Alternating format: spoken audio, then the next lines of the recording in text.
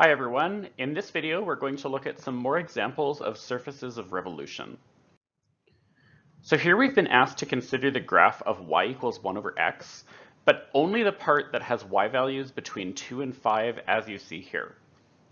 We want to rotate this curve around the line x equals 1 and consider the resulting surface area. In the previous video, we saw that this is done by slicing our surface into rings, with each ring having a surface area given by this formula for dSA.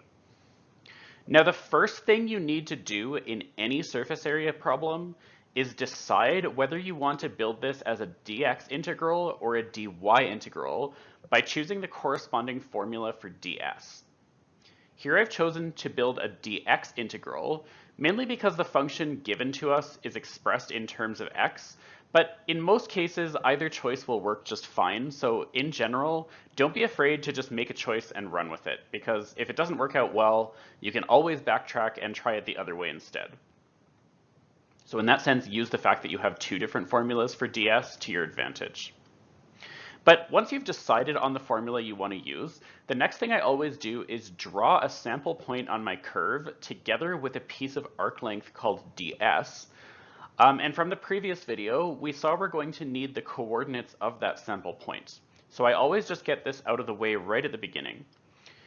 In this case, we've decided to build a dx integral, so we'll need these coordinates in terms of x. And that can be done using the formula for this curve. Our coordinates in this case are x comma 1 over x. We're going to need these coordinates for calculating r. But what is r? Pause and take a moment to think about which distance in the diagram represents r. I'm about to spoil it, so make sure you're ready. In the previous video, we saw that r represents the distance between the rotational axis and the arc length segment.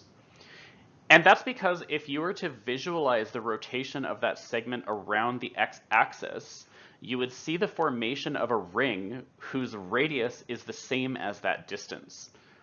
Pause if necessary to visualize the rotation of the segment and convince yourself of that, because it's so important that you're able to visualize that if you want to be able to identify r on your own in the future. Now, as a horizontal distance, we know this radius will be calculated by subtracting x coordinates. The point on the right lies on the blue curve, so we know the x coordinate there will be 1. And for the point on the left, we just found the x coordinate is x. So in summary, our radius is 1 minus x, and now we can include that information in our formula for dSA. We also need to calculate dy over dx and fill in this blank part that I left in brackets there. That represents the derivative of our function, which is pretty easy to figure out in this case. Just express the function as x to the minus 1 and apply the power rule. After filling in this blank with our derivative, then we're finished forming our formula for dSA. And I don't generally expect simplification unless it's clearly necessary, but it doesn't hurt to just clean this up a little bit. The only thing left to do is apply an integral, which signifies adding up all our slices to get the total surface area. And as a dx integral, our integration limits need to be values of x. So as usual, just pick the x values that indicate the position of our first and last slices respectively, which gives us 1/5 and 1/5 and 1/2 as integration limits in this case. And since the question only asked us to set up the integral, we don't need to calculate this, and we can just present this as our final answer. Just for practice, let's consider how this would have looked if we chose to build a dy integral instead, using this alternative formula for ds. The major difference would be that when you go to label the coordinates of your sample point, you would need them to be in terms of y rather than x. We know y in terms of y is just y, and to get x in terms of y, we can rearrange the equation of our function, which tells us that x is 1 over y, so we're done getting these coordinates. And now you're ready to get the formula for r. As a horizontal distance, this is still computed by subtracting the x coordinates, And in this case, that's going to give us 1 minus 1 over y, the x-coordinate on the right minus the x-coordinate on the left, just like usual.